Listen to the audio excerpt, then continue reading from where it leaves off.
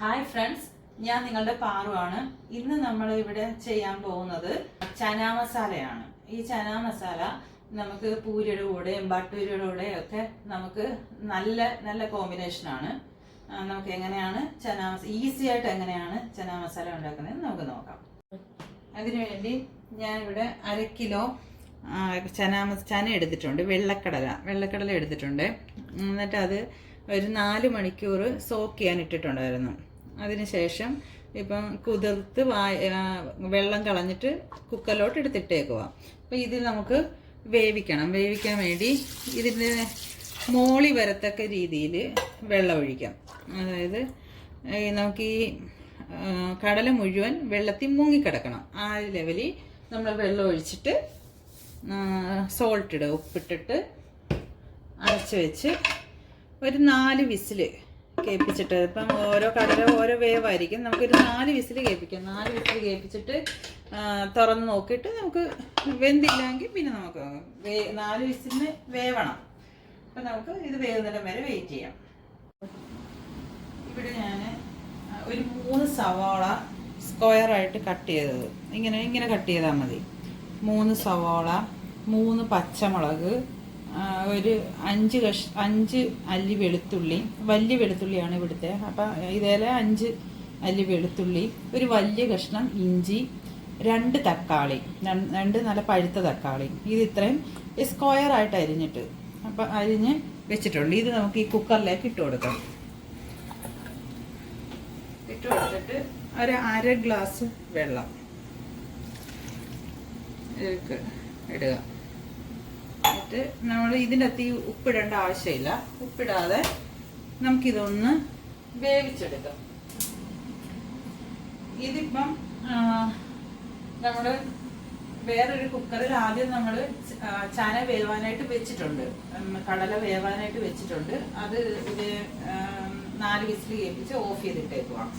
ഇത് തന്നെ തുറക്കത്തക്ക രീതി നമ്മൾ തന്നെ ഇത് കളയരുത്, സ്റ്റീം കളയാതെ തന്നെ തുറക്കുന്ന സമയമാകുമ്പോൾ നമ്മളിത് ഓപ്പൺ ചെയ്ത് എടുക്കുക.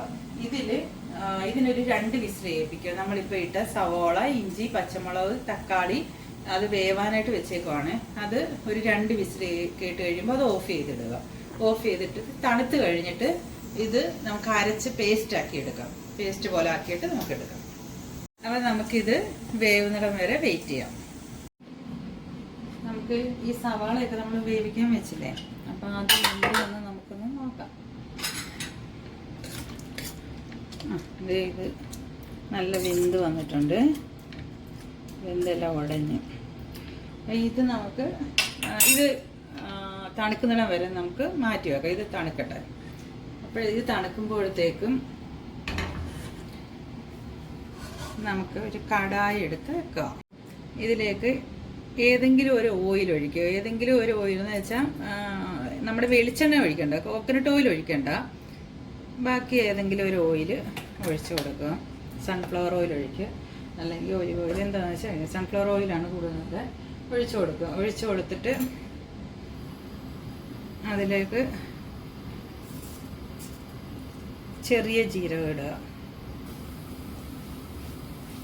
ജീരകം ഇട്ട് ഒന്ന് കഴിയുമ്പോഴത്തേക്ക് കുറച്ച് കസൂരി മേത്തി ഇടുക. കസൂരി മേത്തി എടുത്ത് കൈ വെച്ച് ഒന്ന് തിരുമിയിട്ട് ഇതിലേക്ക് ഇട്ട് കൊടുക്കുക. കസൂരി മേത്തി എന്ന് വെച്ചാൽ ഉലുവയുടെ ഇല ഉണക്കി പൊടിച്ചതാണ്. അങ്ങനെ ഇട്ട് കൊടുക്കുക. ഇട്ട് കൊടുത്തിട്ട് നമ്മൾ ഫ്ലെയിം ഒന്ന് താത്ത് വെച്ചുകൊണ്ട് നമ്മൾ പൊടികൾ ചേർക്കാം. പൊടികൾ ഇവിടുന്ന് ഞാൻ എടുത്തേക്കുന്നത് കാശ്മീരി ചില്ലി പൗഡർ ആയതുകൊണ്ട് ഒരു 2 ടീസ്പൂൺ കാശ്മീരി ചില്ലി പൗഡർ എടുത്തിട്ടുണ്ട്. 1 ടീസ്പൂൺ മല്ലിപ്പൊടി, പിന്നെ ഒരു 1/2 ടീസ്പൂൺ മഞ്ഞൾപ്പൊടി.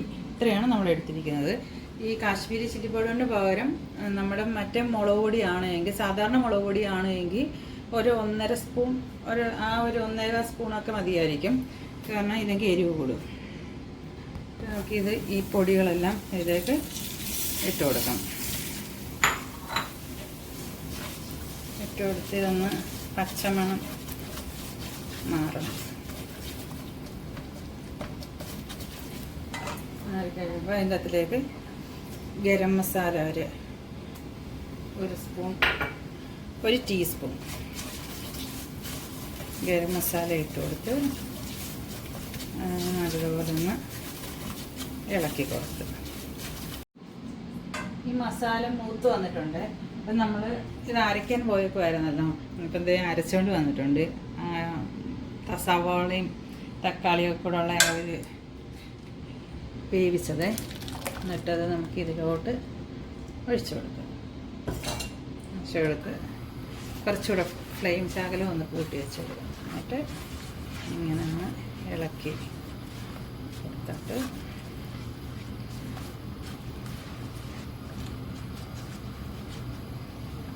ഇപ്പം നമുക്ക് ഒരു ചെറുതായിട്ട് ഉപ്പിട്ട് കൊടുക്കാം. മറ്റേ കടലയ്ക്കകത്ത് ഉപ്പിട്ട് വേവിച്ചേക്കുന്നതുകൊണ്ട് അതിവിടെ നോക്കിയിട്ട് വേണം നമ്മൾ നല്ലതുപോലെ ഇടാൻ. ഇതിനകത്ത് കുറച്ചൊന്ന് സോൾട്ട് ഇട്ട് കൊടുത്തിട്ട് നന്നായി ആണ് ഇളക്കി ഇത് നമ്മൾ വേവിച്ചതാണെങ്കിൽ തന്നെ ഇതിൻ്റെ ഒരു പച്ചമണം നന്നായിട്ട് മാറണം. ഇത് കുക്ക് ചെയ്ത സവാളയും വെളുത്തുള്ളി ഇഞ്ചിയും ടൊമാറ്റോ ആണെങ്കിൽ തന്നെ ഇത് നമുക്ക് ഒരു പച്ചമണം വരും. നമുക്ക് അത് ആ ഒരു പച്ചച്ചവ് മാറാൻ വേണ്ടി ആ ഒരു ടേസ്റ്റ്, പച്ച ടേസ്റ്റ് ഇല്ലേ, അത് മാറാനായിട്ട് നമ്മൾ ഇതിങ്ങനെ വഴറ്റി ഒന്ന് വേവിച്ചൊന്ന് കുക്ക് ചെയ്തെടുക്കണം.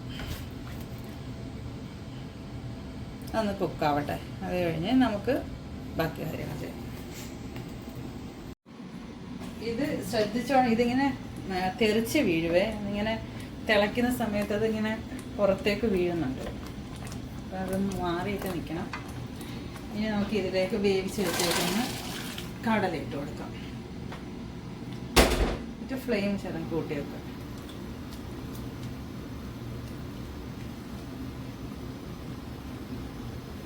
ചതച്ച് കഴിഞ്ഞ് ഉപ്പ് നോക്കിയിട്ട് ഉപ്പ് വേണം, കുറച്ചും കൂടെ ഇട്ട് കൊടുക്കാം. എന്നിട്ട് ഇതിലേക്ക് നമ്മൾ ഒരു കഷ്ണം ശർക്കര ഇവിടെ എടുത്ത് വെച്ചിട്ടുണ്ട്. ഈ ശർക്കരയും കൂടെ നമുക്ക് ഇട്ട് കൊടുക്കാം. ശർക്കര ഇടുന്നത് ഇത് നമ്മൾ എരിവും പുളിയും എല്ലാം അതിൻ്റെ കൂട്ടത്തിൽ നമ്മളൊരു ശർക്കര, ഒരു തുണ്ടം ശർക്കരയും കൂടി ഇടുമ്പോഴത്തേക്ക് എല്ലാം കൂടെ ഒന്ന് ബാലൻസ് ചെയ്യാൻ വേണ്ടിയാണ്.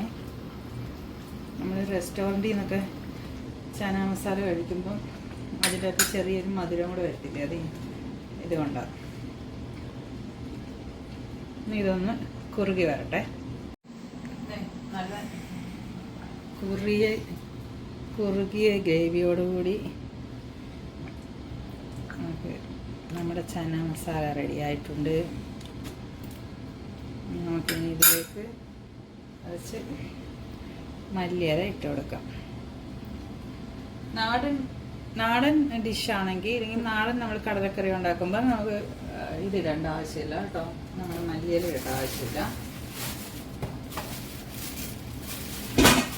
ലാസ്റ്റായിട്ട് കുറച്ച് ഫെനുഗ്രീക്ക് പൗഡറും കൂടെ, ലാസ്റ്റായിട്ട് നമുക്ക് കുറച്ച് കസൂരി മേത്തിയും കൂടി ഇട്ട് കൊടുത്ത് ഓഫ് ചെയ്യാം.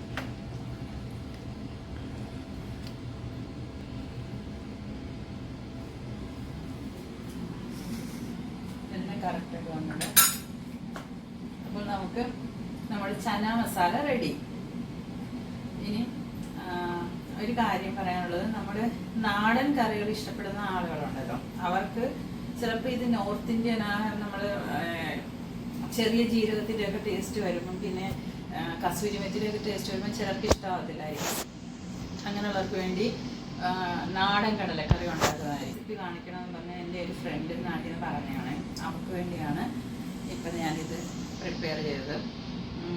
അപ്പം ഇത് ചെയ്ത് നോക്കിയിട്ട് ഇഷ്ടമായെങ്കിൽ കമൻറ്റ് പറയണം. പിന്നെ സബ്സ്ക്രൈബ് ചെയ്യണം, അതുപോലെ ലൈക്ക് ചെയ്യണം. നിങ്ങൾക്ക് ഇഷ്ടപ്പെട്ടുകയാണെങ്കിൽ നിങ്ങൾ തീർച്ചയായും ലൈക്ക് ചെയ്യണം.